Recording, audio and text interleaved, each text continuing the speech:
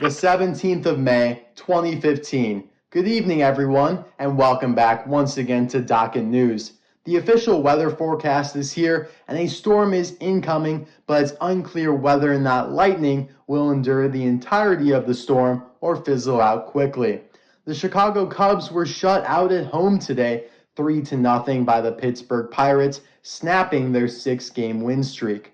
The Department of Damage Control continues to sort through the rubble in the wake of the Sokovian disaster as the Avengers are nowhere to be found. Cutting-edge automobile manufacturer Wacko Arts unveiled a new model today under the name JP Drive. Join us for an exclusive preview of this modern vehicle. The pinnacle of the cars world, Apple. Whether it be Mac iCar, the Cars 1 stock car, or JP Drive, the next gen from Cars 3, Apple has always been a staple in the cars diecast hobby because of how iconic the company is in real life and how just amazing it is to see that converted into the Cars movies, which we love so much. And of course, in the Piston Cup 2, couldn't get any better than that. Now, unfortunately, Mattel has not been so friendly with releasing Apple-related diecasts in the past. Of course, only releasing Mac iCar in the very elusive Motor Speedway of the South 36-car gift pack that was only available to Redline Club members, and only 1,000 were produced. So the real Mac iCar is extremely rare. Who knows if Mattel will take a stab at JP Drive by releasing him normally like Tomica and the Disney Store have, or possibly by doing another Motor Speedway of the South 36-car set, which would be incredible, but I don't really see them doing that. So anyways, guys, welcome to the exclusive preview of JP Drive. Of course, today we're going to be reviewing this custom by Wacko Arts. As I've talked about before on the channel, he does amazing work, as you saw just a couple days ago with the Apple tractor.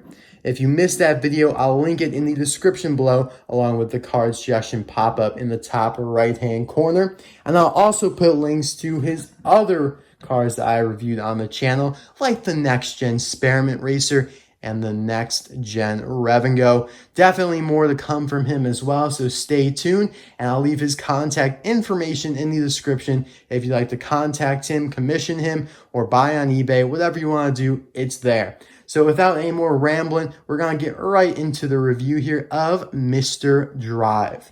So I'll put a few pictures on the screen of where he appeared. He appeared quite a few times during the movie in the background as a racer, more so than Mac iCar did in Cars 1. I believe he was very early on introduced, so he was in the races before McQueen crashed, and then he also was in the Florida 500. And we can also see his team as well. So, I mean, there's a ton of stuff Mattel could really do. They can make the Cars 3 stock car. They can make crew chiefs, pitties, whatever, hauler. But who knows, honestly, what Mattel has in store for the Apple racers and team in the future. So that's why we have customizers, right? I've always relied on customizers to do what Mattel can't do. As Thanos says, the hardest choices require the strongest wills. So right off the bat here, I'm a huge fan of the expression. Mattel's been doing a pretty good job varying the expressions, but most of the next gens look super mean and just very riled up. But JP here is a pretty calm, just, looking up, probably maybe at the position tower. I don't know, but he looks pretty relaxed here and not as aggressive and just violent as the other next gens look. As you can see, he is not missing a grill. I mean, he doesn't have it, but it's not like Wacko Arts did not put the grill in there. He actually does have one in the movie, which is very interesting. But of course, that's reflecting the Mac iCar from Cars 1 and just kind of the modernity of Apple as a whole. He does have the headlights, though, and the vents, which look really cool. Absolutely love the silver kind of reflective chrome decals, which is also reflected here in the chrome rims, which Wacko Arts did a phenomenal job painting. I mean, obviously, he couldn't just take oh, let me just use Ryan Inside Laney's chrome rims. Now, no next gen's chrome rims like this, so he had to do them himself, and they look amazing. Like I talked about with the Apple Tractor, who also has the chrome rims. Of course, Lightyear tires.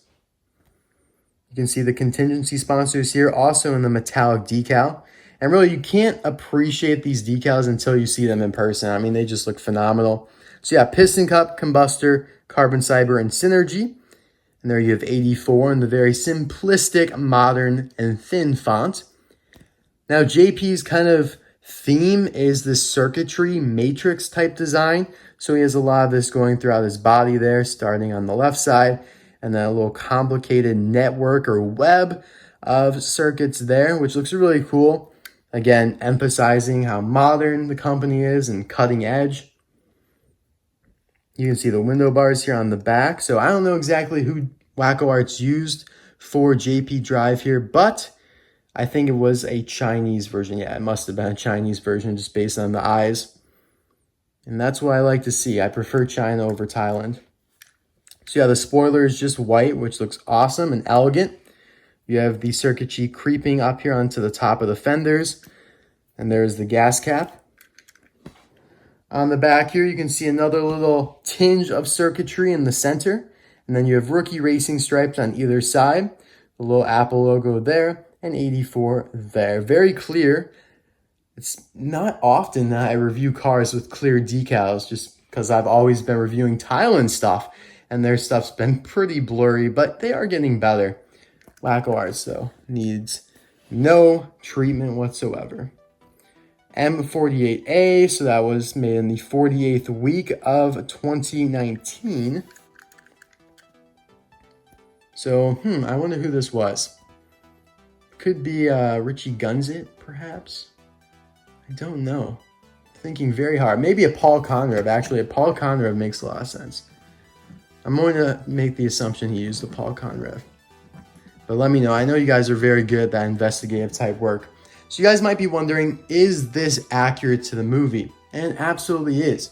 And we already know that because Tomica released their JP Drive and the Disney Store. Now, you also might be wondering how is going on with JP's spoiler over here. And so the Disney Store actually sent me a broken JP Drive. And then when I wanted another one, they said we don't have any more in stock. So I got him for free, but I don't have a good JP Drive loose. But whatever, if I sat there, it looks normal. So yeah, the decals match across all three of these here.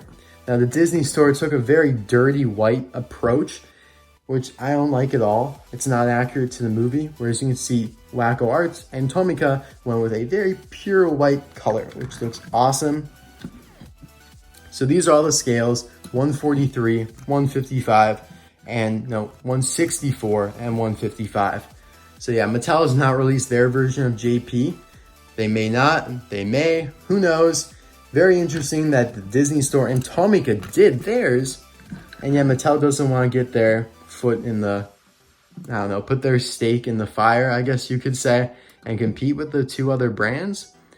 I assume they just don't want to get the copyright because it's so expensive.